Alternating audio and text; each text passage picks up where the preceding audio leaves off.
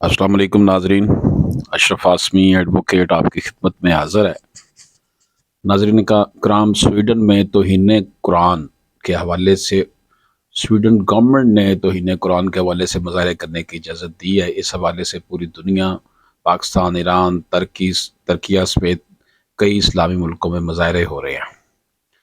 नाजरीन कराम, स्वीडन में दाएं बाजू के इंतहा पसंदों की जनब से कुरान पाक की बेहुरमती पर पाकिस्तान समेत आलम इस्लाम ने शदीद रद्द-ए-अमल का इजहार किया है। पाकिस्तान, ईरान, तुर्किया समेत कई इस्लामी मुल्क में दूसरे रोज़ भी मुज़ाहरे हुए।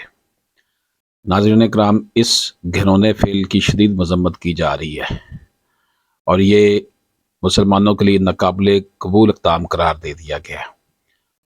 नाज़रीन कराम, दुनिया भर में जो मॉडरेट लोग हैं, उनका कहना है कि हम इस बेहुरमती के घिनौने फेल की भरपूर मजम्मत करते हैं।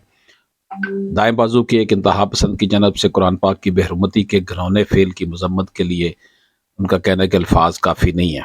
आज़ादी इजहार के लबादे को दुनिया भर के 1.5 अरब मुसलमानों के मजहबी जज्बात को मजरूह करने के लिए इस्तेमाल नहीं किया जा सकता। ये इक़दाम नाकाबिले कबूल है। नाज़रीन इकराम, अक़वाम मुत्तहिदा को भी इस हवाले से चाहिए कि इस्लामी फोबिया के ख़िलाफ़ ये जो मुहिम चली हुई है, इसमें अपना रोल अदा करे और स्वीडन के हकाम की इजाज़त से कुरान पाक के नुस्खे की बेहुरमती करना काबिल मज़म्मत है। इस हवाले से इस्लामी तावन तंजीम के सेक्रेटरी जनरल का बयान भी है और राब्ता आलम इस्लामी की तरफ से भी बयान जारी किया गया है। नाज़रीन इकराम, ये एक इश्तिआल अंगेज़ अमल है। ये इंतहा पसंद नासर ने मुसलमानों को निशाना इससे बनाते हैं, इनके मुक़द्दस अक़दार की तौहीन करते हैं।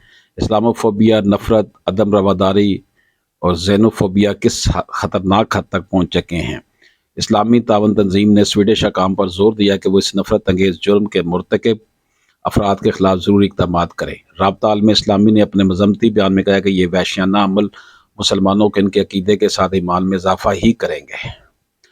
राब्ता इस्लामी का कहना है कि नफ़रत को हवा देने और मजहबी जज्बात के भड़काने वाले तरीक़ों के खतरे से उन्होंने ख़बरदार किया और कहा कि इस तरह के लापरवाह रवैये से दीगर जराइम के अलावा आज़ादियों के तसव्वुर और उनकी इंसानी इक़दार को भी नुकसान पहुँचा है।